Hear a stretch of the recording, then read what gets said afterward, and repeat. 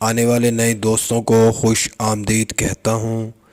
دوستو، آج کی اس ویڈیو میں آپ لوگوں کو پنجاب کی تحصیل مکھوال کی ایک فیمیل ڈون رادھا گجر کے بارے میں بتاؤں گا، جس کا اصل نام صدف تھا۔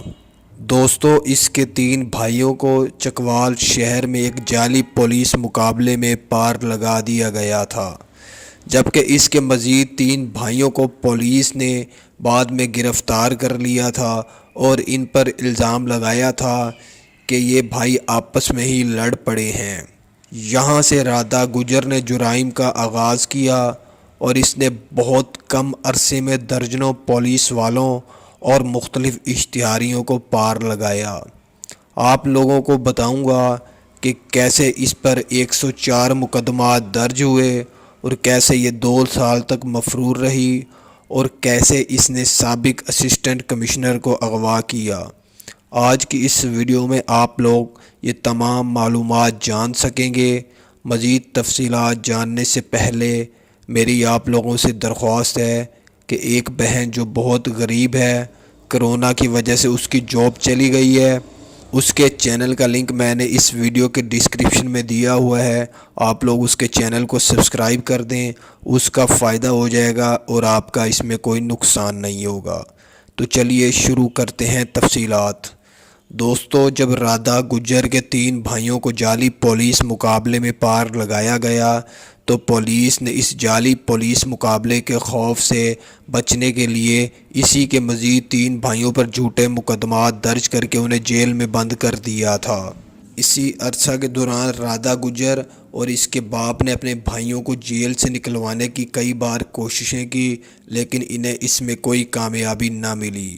آپ لوگوں کو بتاتا چلوں، رادھا گجر کا شوہر شوکی گجر ایک ڈکیٹ تھا جو 4 سال سے مفرور تھا۔ رادھا گجر نے اپنے شوہر سے رابطہ کیا۔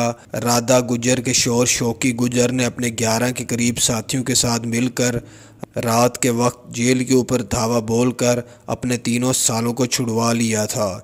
اس تمام عمل میں 4 پولیس والے مارے گئے تھے، جبکہ 2 شوکی گجر کے مارے گئے تھے۔ کہا جاتا ہے جب شوکی گجر اپنے ساتھیوں کے ساتھ اپنے سالوں کو لے کر فرار ہو رہا تھا تو اس کا ایک اور چوکی پر پولیس مقابلہ ہوا۔ اس پولیس مقابلے میں شوکی گجر اور اس کا ایک اور مزید ساتھی مارا گیا تھا۔ اس وقوع کے بعد رادھا گجر نے باقاعدہ جرائم کا راستہ اختیار کیا۔ شوہر کے مارے جانے کے بعد اس نے گروپ کی کمان سنبھالی۔ کہا جاتا ہے اس کے پاس 11 بھینسیں تھیں۔ اس نے 11 بھینسیں بیچ کر سب سے پہلے سامان اکٹھا کیا اور اپنے گروپ کو مضبوط کیا۔ اسی عرصے کے دوران اس نے علاقے کے کچھ سیاسی لوگوں کے ساتھ اپنے تعلقات بھی مزید مضبوط کیے۔ کہا جاتا ہے اس نے 6 پولیس والوں کو ضلع خانیوال کی حدود میں اپنے کچھ اشتہاری لوگوں کی مدد سے پار لگوایا تھا۔ اس وقوع کے بعد پولیس نے اسے گرفتار کر لیا تھا، لیکن اس کے خلاف کوئی پختہ گواہ اور شواہد موجود نہ تھے۔ اسی وجہ سے عدالت کی طرف سے اسے رہا کر دیا گیا تھا۔ کہا جاتا ہے جیل سے باہر آنے کے بعد رادھا گجر کا جگرا بڑھ گیا تھا اور اس نے اپنے علاقے کے مختلف منڈیوں، دکانوں، دفتروں سے ماہانہ 500 روپے بھتہ وصولی کرنا بھی شروع کر دی تھی۔ کہا جاتا ہے اس نے اپنے شہر میں مختلف بائی پاسز پر اپنی چوکیاں بنائی ہوئی تھی، جہاں پر اس کے لوگ گاڑیوں اور موٹر سائیکل والوں کو پرچی دیا کرتے تھے۔ پرچی کی فیس 10 روپے ہوا کرتی تھی اور فیس دیے بغیر کوئی بھی شخص وہاں سے نہیں جا سکتا تھا۔ اسی عرصہ کے دوران کہا جاتا ہے کہ اسی علاقے میں ایک شانو جٹ گروپ بھی تھا جو لوگوں کے اوپر قبضہ کیا کرتا تھا۔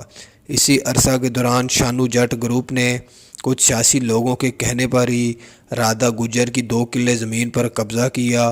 جب رادھا گجر نے یہ قبضہ چھڑوانے کی کوشش کی تو اس کوشش میں 22 سے زائد لوگ مارے گئے تھے، جن میں 7 لوگ رادھا گجر کے شامل تھے، جبکہ باقی لوگ شانو جٹ گروپ کے شامل تھے۔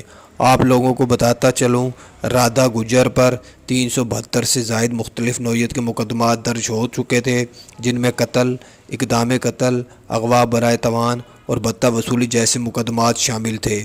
یہ 4 سال تک بلوچستان میں مفرور رہی اور اس کے بلوچستان میں بھی کئی پولیس مقابلے ہوئے۔ آپ لوگوں کو بتاتا چلوں، جب یہ مفرور تھی تو پولیس نے اعلیٰ حکام کے کہنے پر اس کی تمام جائیداد کو ضبط کر لیا تھا۔ بعد میں علاقے کے کچھ لوگوں نے رادھا گجر کو بتایا کہ رادھا گجر کے پیچھے جو پولیس کارروائیاں کر رہی ہے اس کے پیچھے اسی کے علاقے کے ایم این اے نے پولیس کو کچھ پیسے دیے ہیں، اور وہ ایم این اے رادھا گجر کو اس لیے پار لگوانا چاہتا ہے کیونکہ وہ رادھا گجر کی بڑھتی ہوئی شہرت سے پریشان ہے۔ آپ لوگوں کو بتاتا چلوں، رادھا گجر نے بلوچستان میں بیٹھ کر ممبر قومی اسمبلی نوید اعوان کو اغوا کروا لیا تھا۔ کہا جاتا ہے جب پولیس نے اس ایم این اے کو بازیاب کروانے کی کوشش کی تو اسی عرصہ کے دوران رادھا گجر اور پولیس کے لوگوں کے درمیان دوبارہ پولیس مقابلہ ہوا۔ اس پولیس مقابلے میں رادھا گجر اور اس کے 9 کے قریب لوگ مارے گئے تھے اور پولیس نے ایم این اے کو بازیاب کروا لیا تھا۔ اس طرح رادھا گجر کی زندگی کا باب بند ہوا۔ دوستوں، میرا ویڈیو بنانے کا مقصد آپ لوگوں کو بتانا ہے کہ برائی کا کام برا ہی ہوتا ہے، اچھے کام کریں، برے لوگوں کی صحبت سے دور رہیں۔ یا اللہ ہم سب کو معاف فرما، میرے ماں باپ، بہن بھائی، پیر و مرشد، والدین، دوست، احباب، رشتہ دار جو زندہ ہیں جا چکے ہیں سب کی مغفرت فرما۔